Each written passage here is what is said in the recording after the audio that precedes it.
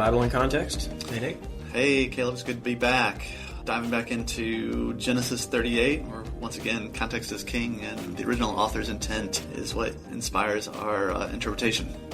Yep. And quick announcement before we get going. Next week, we're going to have Aaron Sherwood on and talk to him. So that's going to be a good conversation. It's actually going to be, so we've already had the conversation. It's going to be broken into 3 parts. Long conversation, talking about Romans 9 and hardening. And then the third part is actually going to be talking about the Exodus motif a little bit with his work on the mixed multitude and how that runs throughout the Bible. So looking forward to that. It's a good conversation. Yeah. But yeah, we're going to jump back into Genesis this week and talk about Genesis 38, which is like the chapter that everybody's like, why is this here? Right. It does seem, at first glance, it seems completely out of place. It does. And this is a great spot that source critical scholars like to come to point out often, at least, I think this is kind of fallen out of vogue, but this is a typical place to come and say, look, see, Genesis was just kind of ad hoc thrown together. It doesn't make any sense. This story is just plugged in here with no thought to it. It doesn't have anything to do with the rest of the story. They're just trying to find a spot to politicize the story of Judah so that it makes sense to later Israelites or something like that. That's not what's going on here. It's actually pretty intimately connected with the rest of the story, and we're going to show how that works out in this episode. So what is going on? Like just in chapter 38, what are some of the main tensions and what should we be expecting as we come into this story? Well, we've got the story of Judah where he goes down from his brothers and turns aside, and he marries who? A Canaanite. Yeah, a Canaanite. And so we've already talked about that. Not typically a good thing. Yeah, we've already seen that with Esau, so not great. And we actually, when we left the last chapter, he has kind of become the leader of the brothers. And in Genesis 37, 26 through 27, it was his great idea to pull Joseph up out of the pit and then sell him, not necessarily an altruism, but to make a profit. So far, his leadership's not too great. And we're going to see in this chapter, this is going to be a refining story for Judah. And we're also going to see that there is a parallel between Joseph and Tamar. And so the author has intentionally linked this chapter with the beginning of Joseph's story in chapter 37, and then with his vindication in the later chapters, in order to give us a little bit of expectation about how that should unfold in this chapter. So again, they're very closely woven together. This is not just some story that got accidentally dropped in the wrong place in the story.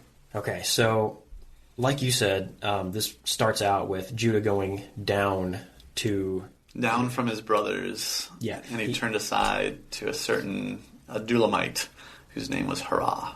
Yeah, and who else just went down from his brothers? It would be Joseph. Yeah. We're told in verse 25 of chapter 37 that the spice traders, they were going down to Egypt. And so Joseph goes along that path down to Egypt, which Egypt is not geographically down. They don't look at a map like we do where south is down. They actually look to where right is south and left is north most often. But the point is that Egypt is going to be put on parallel with Sheol in this. And we also have, just linking these chapters even more with this down language, the last thing we heard in chapter 37 was Jacob saying, I'm going down to Sheol, and now Judah is going down from his brothers. So Robert Alter in The Art of Biblical Narrative points out just that is a very quick link between these chapters, showing that they are literarily connected and part of the same story. But yeah, we'll see more of that language of Egypt being kind of representational of Sheol as we keep going. I believe Michael Morales points that out in Exodus Old and New as well. And so he marries a Canaanite woman. They start having children. First one's second one's Onan. And what's the significance of their names? Yeah, actually, all of the children in this story have interesting names that are worth pointing out. Little word plays going on. So is just the word Ra backwards, which means bad. Often it's translated as evil. It doesn't quite mean evil, but it gets the point across this time. The word is actually translated as wicked later in this chapter, saying that was wicked. So is Ra. Onan, his name, kind of like Ben-Onai, Benjamin, where Benjamin was originally named Ben-Onai, and it meant son of my sorrow, or it could have son of my strength. Onan, his name is that same Onai word, and so it could mean strength, or it could also mean sorrow or wickedness. The sorrow or wickedness connotation is probably the correct one here, since there is something going on with these names, and that just fits his characterization, as we're going to see. And then we also have Judah's third kid, Shelah, who was born in a place called Chezib. And a lot of what I'm pointing out here comes from the work of a couple scholars named Isaac Kalimi in his book Metathesis in the Hebrew Bible, and another one is Moshe Garciel has a book called Biblical Names. And Garciel, he points out that Shelah may mean to mislead, and his birthplace Chezib may mean to deceive. And again, we're going to see that play out in this story. So is wicked. Onan is also wicked, just a synonymous word. And Shelah means to mislead, and he is from deception.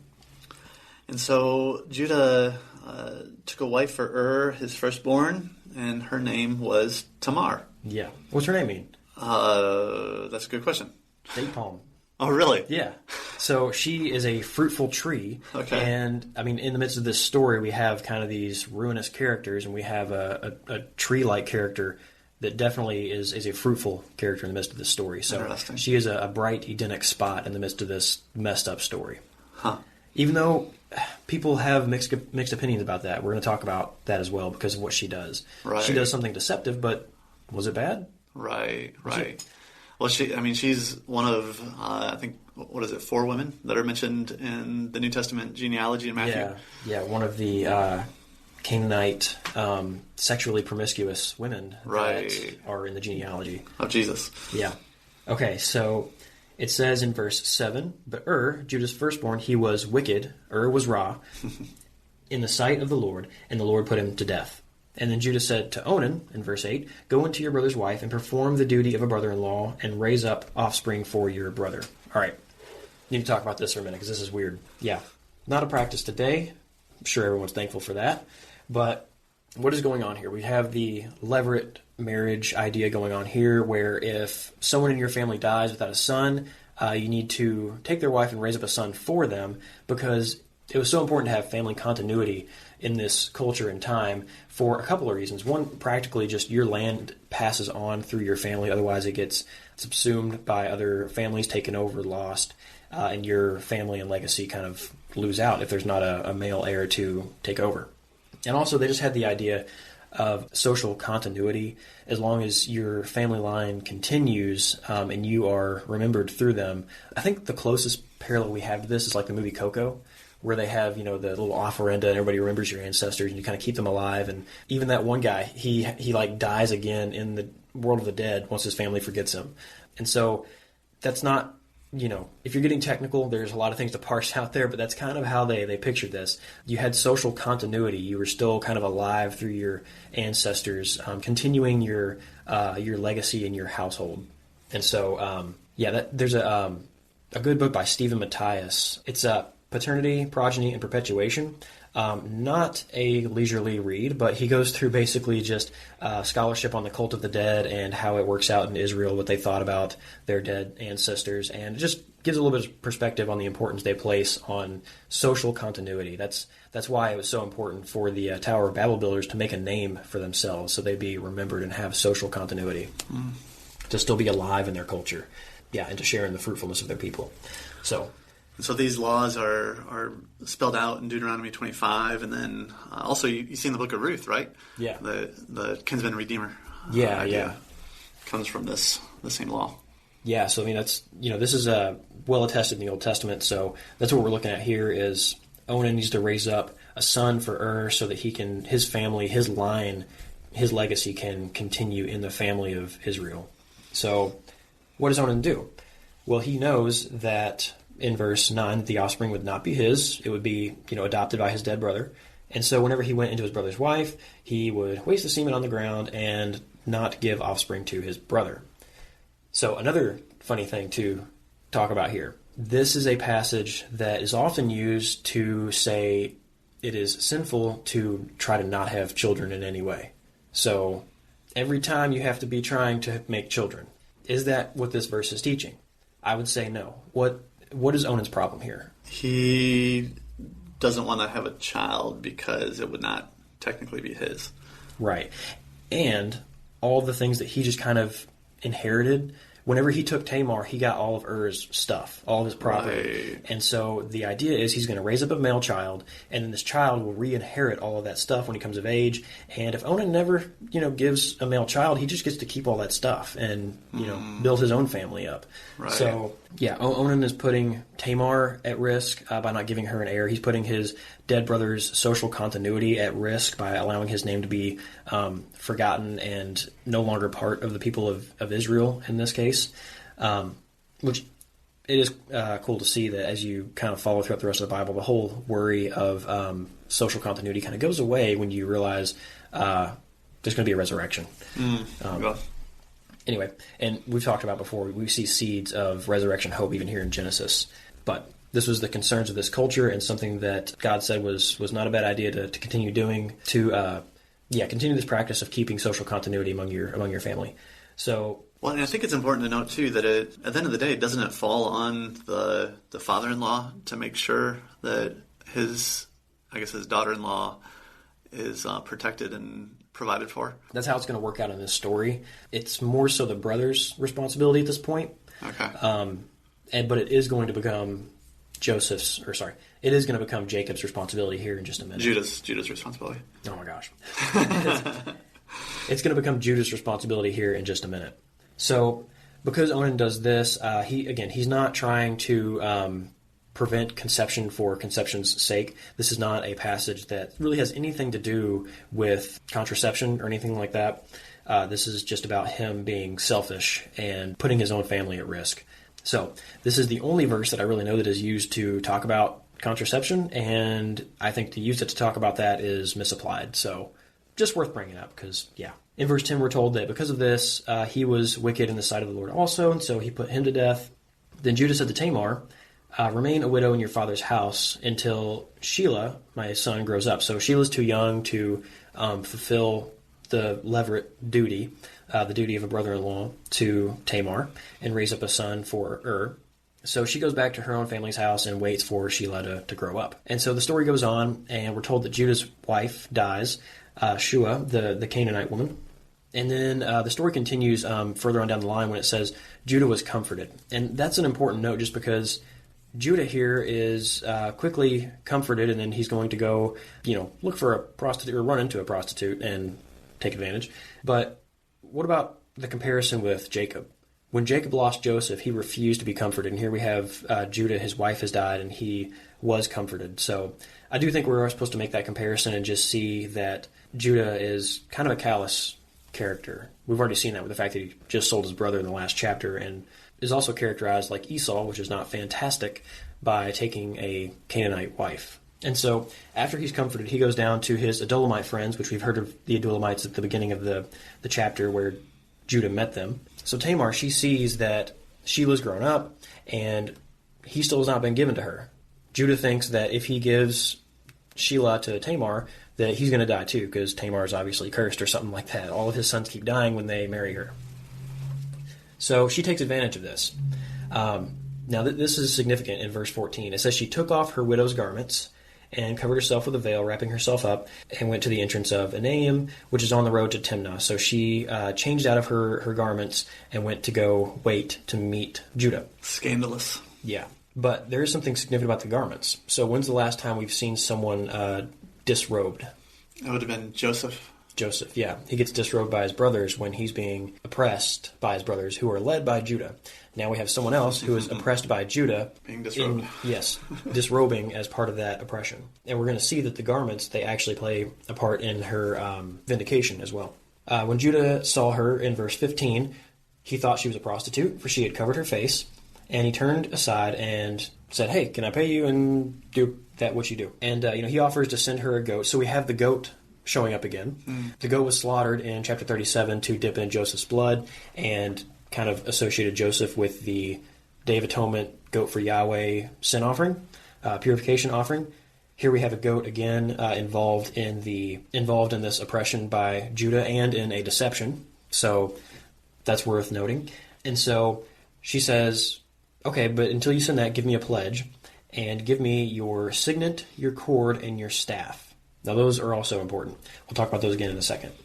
So, they did their thing. She conceived. She got what she needed. So here's maybe something we should stop and talk about for a second. She just deceived Judah into getting pregnant. So she deceived him into doing something scandalous. I mean, it was kind of his choice, but is Tamar at fault here? She deceived someone into having sex. So, like, she wasn't perfect, that's for sure. Well, I mean, I don't know. I have a different take on this. Really? Yeah. Okay. Yeah, a lot of people look at this and say, like, Tamar, she did something really wrong here. This is just a messed up story. How is she a date palm in the middle of this story? Well, she was looking for, hopefully, a son from Ur. That didn't happen. He died. Onan owed her a son, and then he died. And then Sheila was supposed to be the one to come and give her a son. So what she needed was a family member to come and raise up a son for Ur. And so she was, by right, supposed to have a son to conceive from Ur's family to raise him up a son. And so really all she did was, take what was hers. Or could you look at it as she kind of like Sarah before her took things into her own hands? Maybe it's a little bit of both. So there's a couple ways to look at this. First thing I think that we should point out is the sexual scandal is actually not Tamar's problem, it's the deception. She was owed a child, and so that part's not, that's not the weird part, even though that's what I think we would feel like that's the weird part. That actually wasn't a big deal. If anything, it's the deception, which you could say, well, usually these deceptions, there's something in the story that characterizes them negatively to show like this was a bad thing going on. Tamar only gets vindication out of this. But you could also just say, like, that's how the story works. Like, deception has not been a good thing so far, and so just seeing deception, Tamar did the right thing through bad means. Well, in the nature of the deception, too, I mean, dressing up like a prostitute, right. I mean, that's not highly looked on. And then it gets told to Judah that she's pregnant out of wedlock, and so Judah's ready to burn her, which probably Judah is probably excited about hearing that news because, now I can get rid of this problem. That's true, yeah. I didn't think about that. Yeah, get rid of the cursed witch. Yeah. So yeah, in my mind, it's a mixed bag. I mean, I think that she maybe could have handled things differently and trusted the Lord regardless. I mean, that's why I love the Bible. I mean, it doesn't tell you an ideal situation. It tells you this is what actually happened, and God uses our messed up stories to bring about what He's promised all along. Mm-hmm. Yeah. Well, and we're going to see, too, that she is set in very close parallel with Joseph. And so Joseph starts off bad and then ends good. She starts off neutral and then possibly has a dip in the middle and then ends up, good in the end. Right. As far as just their story arc. Right. And so... Well, and they're both oppressed. I guess the difference is Joseph never deceived he was vindicated without the deceptive. Because I guess Joseph, in a sense, at some point could have deceived Potiphar, or could have deceived, I don't know, somebody in the prison to elevate himself somehow, but he never does that, and yet God. Yeah, I guess I'm just trying to think through. I'm with you, but I'm also not totally convinced. Okay. Yeah, because there also are places like, Rahab is hailed as a deceiver who saved God's people. Right. Here she is protecting or serving her husband by doing this. Right. And so there's kind of a righteous motive aspect. And so it's like, is the deception itself a bad thing, or is it just the means to get what she needed to get for the sake of her family? Right. It was not. So right. I don't know of any parallel that we're talking about, like, to bring this into a pastoral application today, but I'm just trying to think it through. So. Right. Does the ends justify the means in these situations? And well, I think it's also just how does because there are situations where deception is a good thing and a bad thing in Scripture. Yeah. It's about the mean or the reasons, not so much just like deception itself. Like a surprise party is not a bad thing. Yeah. But, that seems to be the story. One of the major themes throughout Genesis is that it doesn't make the deception necessarily a good thing, but God works through all sorts of things to accomplish His goals and His plans. Well, and every deception in Genesis so far has been a bad thing. So right, yeah. So you got the sister fibs, and then you've got the covenant with Simeon and Levi. and then also the serpent. Right. And then all the stuff with Jacob, and then Laban, and there's deception all over the place in Genesis. And that's true. The deception here is paralleling the deception of the previous chapter, where Judah is now the deceived rather than Jacob. So maybe there is a bit of a negative characterization there. Yeah, because we've seen that back and forth with Jacob and then Laban. The deceiver became deceived, and so we're seeing that again. Yes, that's the big point here, is that the deceiver is becoming the deceived. Right. That's the thrust behind Tamar's deception. Yeah. I'm still on the fence as to whether or not the author is trying to comment on Tamar's actions, or what he's trying to say, if anything. But I don't think he's trying to comment, really. Yeah, I think he's just this is what happened. Yeah. Either way, I don't know, I feel like there could be some strong feelings about that, but... you can email us. Yeah, whatever. Yeah, email us. That's fine. We can talk about it. But what she did ultimately was in the end, a righteous thing, getting a son for which Judah recognizes that in the end. Well, and Judah does say, he's the one that proclaims she is more righteous than I. Yeah, that's what I'm referring to. Yeah, he recognizes, okay, she just came and got what was hers. Right. Because we owed it to her, and we held out on her, endangering both her and our family. Right. So, all right. So at this point, she has a baby, and then she has the signet, the cord, and the staff of Judah. Well, and it wasn't just a baby; it was twins. Well, yeah. We found out it's twins. Yeah, which is another whole story. Right. So the thing I want to point out, though, about the signet, the cord, and the staff is we're going to see that again, not with the exact same Hebrew words, but with synonymous words in 41:42. And that's where Joseph is vindicated, and when he's vindicated, he's given Pharaoh's signet ring and a gold chain, mirroring Judah's cord. And those particular words are going to be important for connections to Leviticus, but we'll talk about that when we get there. But the point is, we started this off with someone who is being oppressed by Judah. Their oppression is signaled by the taking off of garments. After she conceived, she put her widowhood garments back on in verse 19. We didn't mention that, but yeah, after she conceives, she gets what she needs. She puts her garments back on, so she's vindicated in that to a degree at this point. And then, whenever she is accused in verse 24 that she's been immoral, Judah, the hypocrite, says, all right, let's burn her because she's been immoral. And then she's vindicated whenever the signet, the cord, and the staff are shown. She says, I'm pregnant by the guy that owns these. And he recognizes them as his own. And so, it's just important here that at the climax, at her vindication, the signet, the cord, and the staff are kind of in the light at this point. And we see the same thing with Joseph. Mm-hmm. So in both those stories, like I just to reiterate it one more time, we see someone who is oppressed by Judah, being disrobed at their oppression, being re-robed at their vindication, and being vindicated with the help of, or with the inclusion of, the signet and the cord or chain. Mm-hmm. So we're going to see just that the beginning of Joseph's story parallels the beginning of Tamar's story. As we go forward, we should expect that Joseph's story will, when we start to see more elements from Tamar's story in Joseph's story, we're expecting the climax. We're expecting his vindication. And that's exactly what happens whenever we see Joseph being clothed again, with more honorable clothes, and also having the signet and the gold chain. So, again, these stories are very well interlinked, and Tamar is put here as a foreshadowing and as a parallel to Joseph. Connection to Christ, too, here, as far as being oppressed, derobed, and re-exalted, re-robed. Yeah. A lot of parallels here.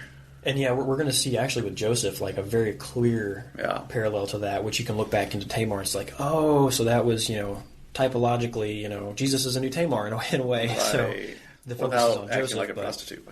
Right.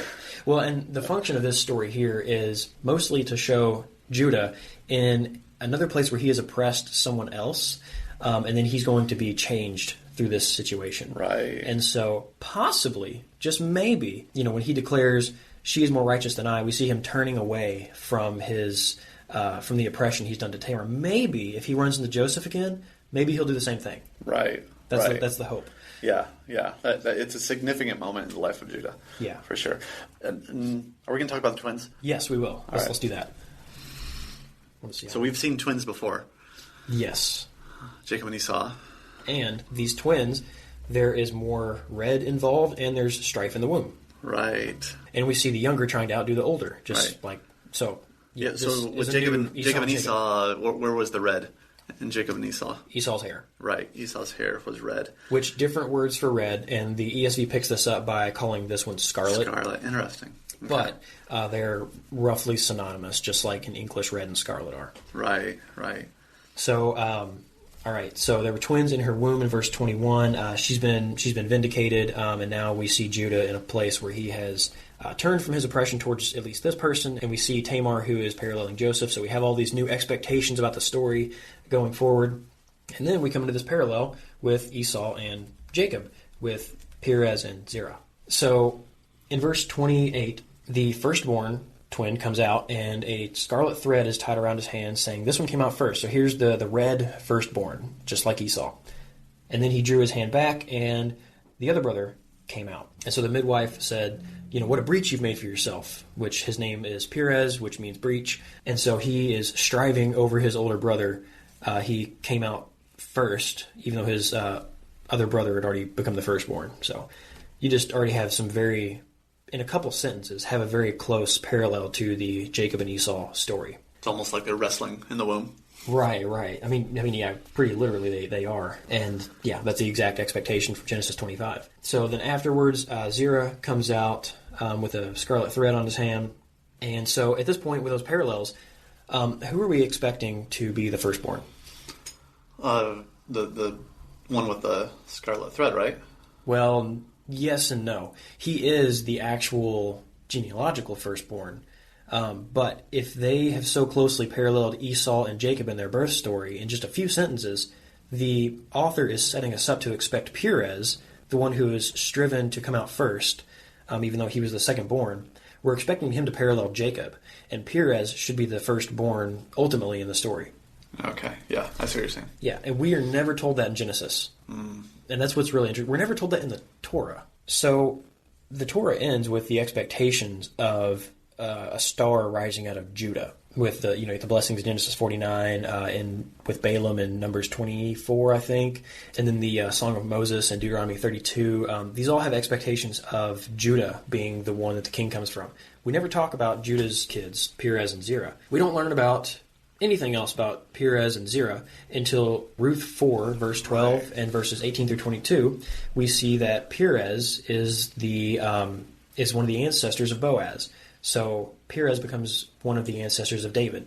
So we're given this little expectation. We're not told it is fulfilled anywhere, and that's what comes to happen because the author, he may just not feel the need to say it again because it's so clear through his little literary play here. Yeah, it's interesting because even the whole book of Ruth almost seems out of place until the very end, where you get that little genealogy that shows you the connection from Perez all the way to David. Yeah. And then, and it's also in Luke 3:33 we see it again. So just again, that shows up. But yeah, it'd be a fun book to do is Ruth sometime. Yeah. Again, we'll probably talk about some of this in a few weeks because I put in our group on Facebook that we're going to talk about the canon in a while. I don't know when. It's going to be a little bit. We're still researching.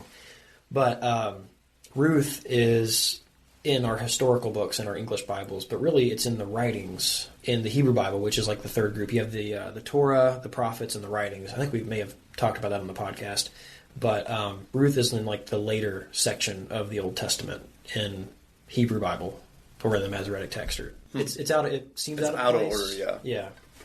It seems out of place in the beginning of the story, and it also seems out of place in the canon, but intentionally so. Right. It's kind of like this chapter, 38.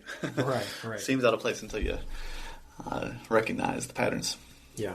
But that wraps up this chapter, so that's probably a good place to stop there. Since we've seen the potential for Judah to turn towards his oppressors, for an oppressed one by Judah to be vindicated by certain elements, and now we have new expectations for one of Judah's children to become a Jacob-like figure. So far, Joseph's the firstborn.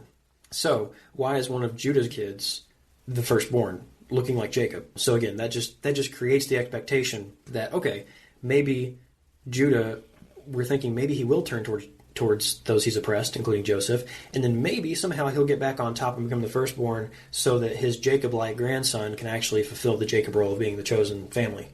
So, not complicated at all. Yeah, I mean, that makes sense to me. But anyway, there's just so much the author sprinkled in here you can pick up on. Yeah, for sure. And, the later story of the Bible bears it out. So, yeah, more here than just a interesting story. Yeah. This is, again, we've talked about this before. That's why the Bible is meant to be read and then reread and then reread, and you start making more connections every time you read it.